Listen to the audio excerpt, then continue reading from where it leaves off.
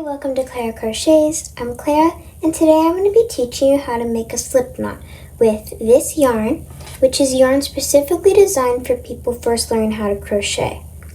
It's kind of shaped like a thin shoelace, and it has a very different texture and shape than ordinary yarn. This is the yarn I first learned how to crochet with, and many different brands sell it in many different colors, so I'd recommend going and getting some of this yarn. Now, there are two different ways to make a slip knot. One is called the pretzel technique, which I found much easier when I was first learning how to crochet, and one is called the X technique, which some people prefer. So whichever one you prefer, I'm going to go over both of them slowly, and then you can always rewind the video and rewatch whichever one you're having a hard time with, depending on if that's the pretzel or X technique, whichever one you decide you want to learn, and whichever one is easier. Let's get started. The first way I'm going to teach you is the pretzel technique. You're going to want to lay your yarn out sideways like this. Then you're going to grab this end and wrap it around itself. Be sure to leave about an inch or an inch and a half tail right here. Then you're going to grab the top of this loop and place it over. See how it kind of looks like a pretzel?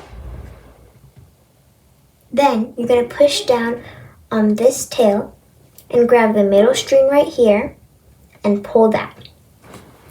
And that is the first way to make a slip knot.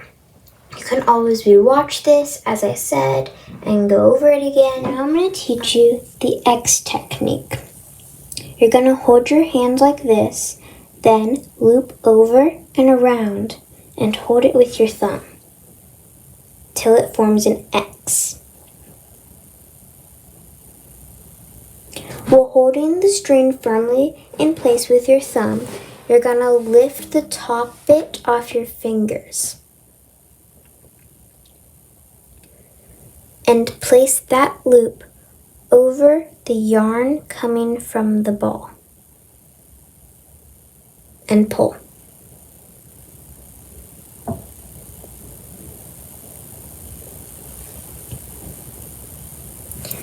I'm going to show you one more time, but remember it is up to you to rewind the video and figure it out.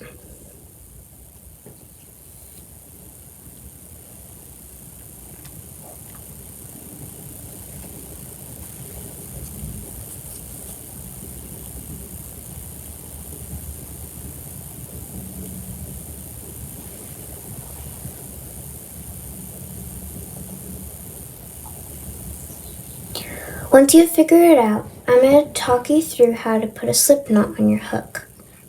I'm going to do the pretzel technique to make a slip knot, but of course you can do whatever you find easiest. And then, you see, I put my hook through the loop, but it's much too big. My hook would just slip right out. What you need to do is pull on the yarn attached to the yarn ball until it is snugly tight where it can move around freely on your hook, but it won't come off.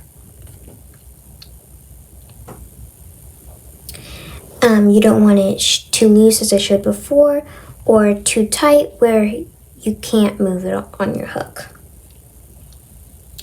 If it does get too tight though, just pull your hook away from the knot, and that's how you make a slip knot. I hope that this has been helpful. Bye!